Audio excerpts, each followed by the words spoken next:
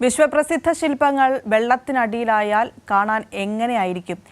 Deep within എന്ന പേരിൽ അവയുടെ ദൃശ്യാവിഷ്കാരമൊരുക്കുകയാണ് റോയ് തോമസ് എന്ന കലാകാരൻ കൊച്ചിയിൽ. കലയെയും പ്രകൃതിയെയും ചൊല്ലിയുള്ള തന്റെ കാഴ്ചപ്പാടുകളും ആശങ്കകളുമാണ് കലാകാരൻ കൊച്ചി ദർബാർ ഹാളിലെ പ്രദർശനത്തിൽ പങ്കുവയ്ക്കുന്നത്.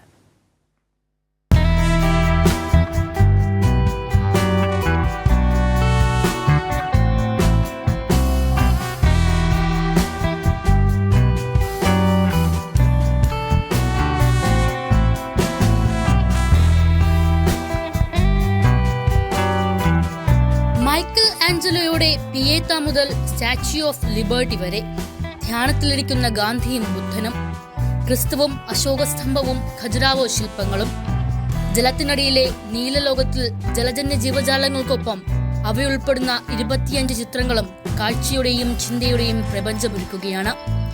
എന്തുകൊണ്ട് ഇത്തരമൊരു ആശയം എന്ന ചോദ്യത്തിന് കലാകാരന്റെ മറുപടി ഇങ്ങനെ: ഗ്ലോബൽ വാർമിംഗ് എന്ന് പറയുന്ന ഒരു ഇഷ്യൂ നമ്മൾ കുറേ കാലമായിട്ട് കേൾക്കുന്നത്. അത് കേട്ടു തുടങ്ങിയ സമയത്ത് നമ്മൾ വിചാരിച്ച് നമ്മുടെ ജീവിതകാലത്ത് ഒന്നും നമ്മളെ അത് അഫക്റ്റ് ചെയ്യല എന്ന് വിചാരിച്ചിരുന്നതാണ്. ഒരു പക്ഷേ പലരും എൻ്റെ പ്രായക്കാരൊക്കെ വിചാരിച്ചിരുന്നത്. പക്ഷേ അതിപ്പോൾ നമ്മുടെ വളരെ അടുത്തെത്തി. ഇപ്പം ഇവിടെ ഉണ്ടാകുന്ന വെള്ളപ്പൊക്കങ്ങളും ഈ തീരദേശങ്ങൾ നഷ്ടപ്പെട്ടു പോകുന്നതും, അതുപോലെ തന്നെ പല ഐലൻഡ്സൊക്കെ ഡിസപ്പിയർ ആകുന്നതും, വേറെ പല പ്രതിസന്ധികൾ നമ്മളിപ്പോൾ മനുഷ്യരാശിയെ പോലും അപകടത്തിലാക്കാവുന്ന രീതിയിലേക്ക് ഈ സംഭവങ്ങൾ മാറിപ്പോകാം.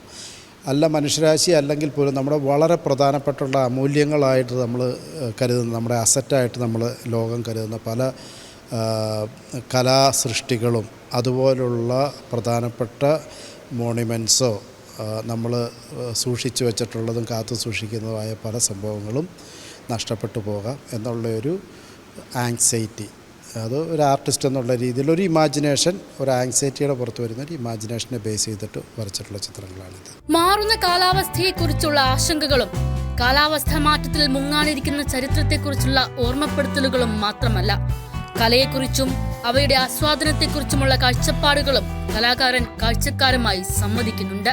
വിഷ്വൽ ലാംഗ്വേജ്, ഒരു ചിത്രം, ഒരു പെയിൻറ്റിങ് എന്ന് പറയുന്നത് അത് ആസ്വാദ്യം ആയിരിക്കണം, കാണുന്നവന് ഒരു ഫീലുണ്ടാവണം. ഈ ഓബ്ജക്ട്സുകളും കളറുകളും എല്ലാം സമ്മേളിച്ചിട്ട് വേറൊരു ലോകം ക്രിയേറ്റ് ചെയ്യണം, വേറൊരു തലത്തിലേക്ക് ആൾക്കാരെ ഉയർത്താൻ പറ്റണം. ചിത്രകാരൻ പാലാ സ്വദേശി റോയ് തോമസ് 34 വർഷമായി ഡൽഹി ആസ്ഥാനമായി പ്രവർത്തിക്കുന്ന കലാകാരനും കലാധ്യാപകനുമാണ്. ശനിയാഴ്ച വരെയാണ് ചിത്രപ്രദർശനമുള്ളത്.